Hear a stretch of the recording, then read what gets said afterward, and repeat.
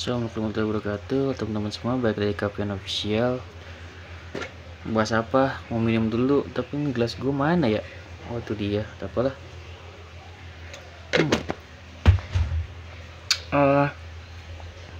Apa ya? Bahas apa ya? Bahas tentang kerja versus YouTube, bukan versus sih sebenarnya. Tapi nggak apa-apa, biar keren judulnya gitu kan. Kerja versus YouTube gitu kan. Maksudnya gimana bang ya? Kita bahas aja antara kerja dan YouTube gitu kan. Apakah YouTube itu pekerjaan atau gimana gitu kan. Jadi apa ya, kerja versus YouTube. Teman-teman yang kerja tetap semangat untuk kerjanya. Untuk yang YouTube juga semangat untuk nge-YouTube-nya, karena YouTube juga adalah suatu pekerjaan juga. Jadi sebenarnya gue bahas tentang YouTube-nya sih. Jadi untuk kerjanya ya teman-teman, tentunya semuanya yang bekerja sambil YouTube adalah orang-orang yang cerdas menurut gue. Kenapa orang yang cerdas menurut gue gitu?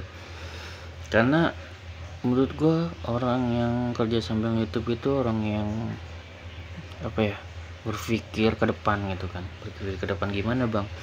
Ya yang itu namanya melek teknologi ya teman-teman, kayak melek teknologi.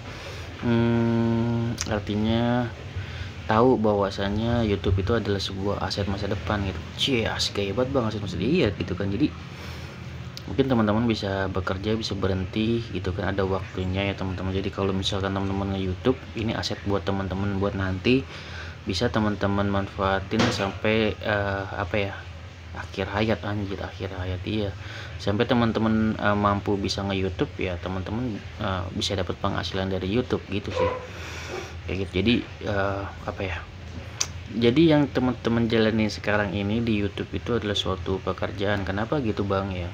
Baik yang sudah monetize maupun yang belum monetize. Kenapa begitu bang gitu kan? Jadi ya, kenapa gue bilang gitu? Jadi teman-teman nih kan ngerasain perjuangannya gitu, nggak hanya setelah monetize, tapi kan sebelum monetize juga kan sudah berjuang kan. Yang namanya, anggaplah seperti ini ya, teman-teman itu sudah bekerja di YouTube gitu kan sebagai content creator ya, konten nih gitu kan, asik konten apa terserah gitu kan, yang penting tidak melanggar aturan gitu kan. Jadi ya sebagai jatuhnya sebagai untuk menjadi resmi, mungkin ini kan anggap aja magang gitu kan, asik, belum resmi untuk dapat penghasilannya. Anggap aja lagi magang di YouTube, nanti lolos atau enggak gitu kan.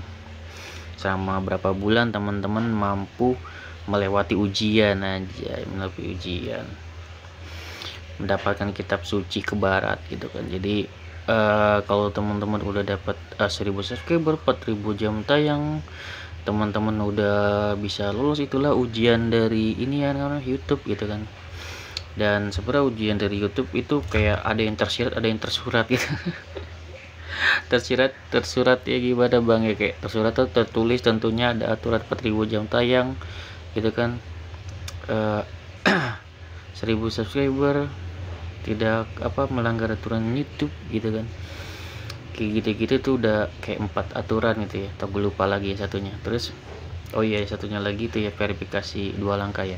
Udah 4 itu kita udah lewatin tuh kan, secara ibarat kata tertulis di sistem. Tapi yang nggak tertulis di sistemnya kan banyak gitu kan, yang nggak dirinci-rinci sama YouTube gitu kan.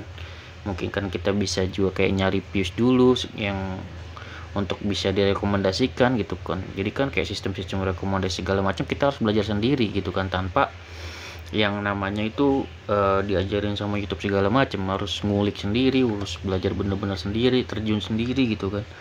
Jadi itulah seninya gitu kan. Jadi memang teman-teman harus ngerasain sendiri gitu kan ya. Kalau nggak dicobain ya mana tahu gitu kan. Makanya anggaplah magang gitu kan. Anggaplah sebagai teman-teman di YouTube ini sudah bekerja dan lagi magang, dan nanti setelah diterima artinya sudah resmi sebagai content creator gitu kan. Dan perjuangannya harus lebih lagi gitu ya.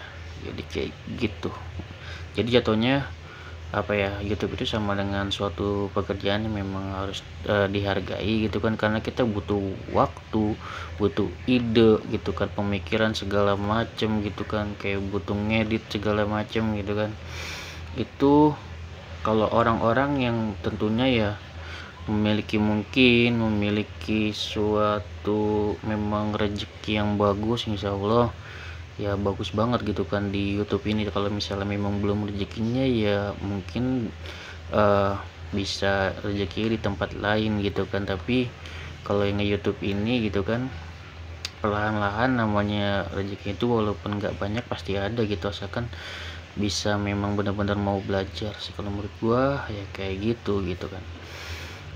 Berbeda dengan orang yang memang memiliki apa ya, daya tarik ya teman-teman. Mungkin nih gua akan bahas ya daya tarik, cuman nih untuk video kali ini udah dulu aja panjangan. Gua akan lanjutin tentang daya tarik di video selanjutnya. See you next video teman-teman.